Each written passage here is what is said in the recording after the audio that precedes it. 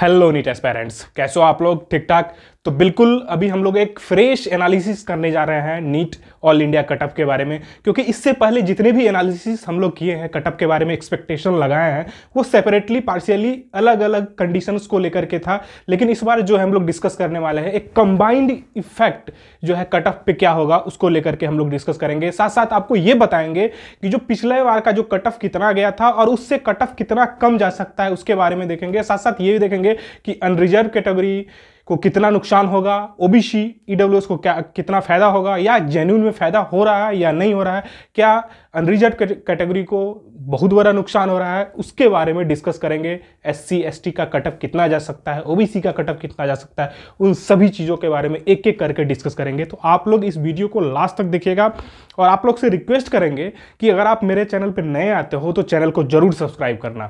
तो देखिए, सबसे पहली बात कि जो आपका 2020 में कट ऑफ गया था ऑल इंडिया का,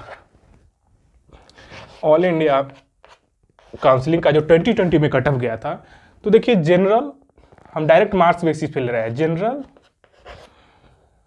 ओबीसी और ईडब्ल्यूएस, इन तीनों का जो है कट ऑफ गया था 611 नंबर गया था। और आपका ये एससी का गया था 507 और एसटी का 488। ये 2020 का है, ठीक है। लेकिन जब 2020 में आपका काउंसलिंग हुआ था तो बहुत चीज़ें नहीं थी, जैसे ओबीसी और ईडब्ल्यूएस को रिजर्वेशन, साथ साथ न्यू एमसीसी रूल, ठीक है। तो सबसे पहले बात करते हैं कि ओबीसी और ईडब्ल्यूएस के रिजर्वेशन आने से, ओबीसी एंड ईडब्ल्यूएस को रिजर्वेशन मिलने से आपका इतना सीटों का नुकसान हो रहा है जनरल कैटेगरी में। तो क्या ये नुकसान जो हो रहा है रियली कट ऑफ को इम्पैक्ट करेगा क्या? तो अगर हम सच्चाई बताएं आपको तो बिल्कुल नहीं, क्योंकि देखिए जो आप यहाँ ओबीसी देख रहे हैं ना, ओबीसी कैटेगरी से ऑलरेडी स्टूडेंट्स जो है मेरिट में आते हैं, चाहे ईडब्ल्यूएस से भी आते हैं, लेकिन ओबीसी से ज़्यादा मेरिट में आते हैं, ठीक है। और ईडब्ल्यूएस से थोड़ा कम आते हैं, लेकिन ओबीसी से स्टूडेंट्स, जैसे ओबीसी का जो इसमें से 1500 सीटें थी, ठीक है, 1500 अप्रॉक्स 1500 और 550 ईडब्ल्यूएस का। तो आप 1500 सीटें जो देख रहे हैं, तो ऑलरेडी 1400 समथिंग सीट पे ओबीसी विदाउट रिजर्वेशन का आ रहे थे मेरिट में, और इसी तरीके से ईडब्ल्यूएस देख रहे हैं तो ईडब्ल्यूएस में लगभग आपको 270 अप्रॉक्स समथिंग जो है आपके ईडब्ल्यूएस को अगर बिना रिजर्वेशन के ईडब्ल्यूएस कैटेगरी के स्टूडेंट्स आते थे मेरिट में। तो ईडब्ल्यूएस को थोड़ा फायदा है, ओबीसी को फायदा है, लेकिन अगर हम बात करें इस दोनों को फायदा मिलने से जनरल को नुकसान नहीं है, क्योंकि ऑलरेडी इनका इंपैक्ट पहले था। ये जो स्टूडेंट्स यहाँ से इन दोनों कैटेगरी से स्टूडेंट्स जो है मेरिट में ऑलरेडी आते हैं, वो जनरल जब इनको रिजर्वेशन नहीं था तब भी आते थे, रिजर्वेशन दिया गया है तब भी आएंगे। तो इनसे कट ऑफ पे जनरल वाले को बहुत ज़्यादा इंपैक्ट नहीं होगा, मतलब कट ऑफ उनका नहीं बढ़ेगा। ये चीज़ आप लोग को बता दिए। लेकिन अब बात करते हैं, अब जो चीज़ें इंप्लीमेंट हुआ है इससे सबको फायदा होगा। कौन सा इंप्लीमेंटेशन? ये MCC new rule. MCC new rule के आने के बाद इससे भी आपका लगभग 2000 से अबव सीटें जो है इंक्रीज हुई है।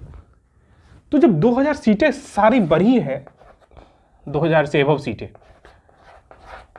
2000 प्लस सीटें जो इंक्रीज हुई है इसमें आपके ऑल इंडिया कोटे में, तो इसका जो कटअप पे इंपैक्ट होगा आपको, देखिए यहां जो देख रहे हो आप जनरल वाले, आपको हम बता देते हैं 9 to 10 मार्क्स का आपको जो है सब में, अगर हम बात करें ओबीसी और आपको ईडब्ल्यूएस में 9 to 10 मार्क्स का डिक्रीमेंट दिखेगा।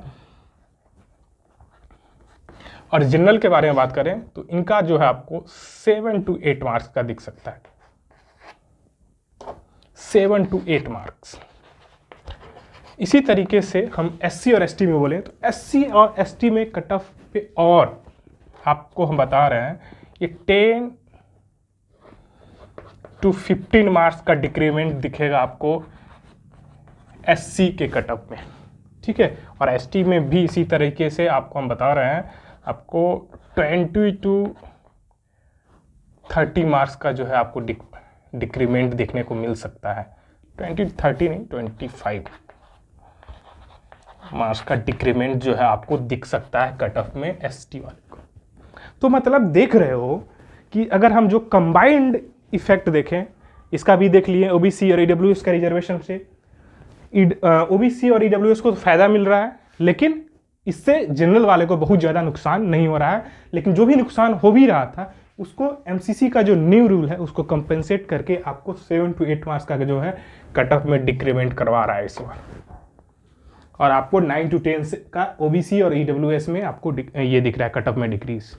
तो ये श्योर हो गया कि इस बार जो कटअप होगा ये आएगा कटअप आपका ऑल इंडिया कोटे का, तो इसमें किसी को नुकसान नहीं होने वाला, सबको फायदा हो रहा है। हाँ, थोड़ा किसी को कम और किसी को ज़्यादा, ठीक है।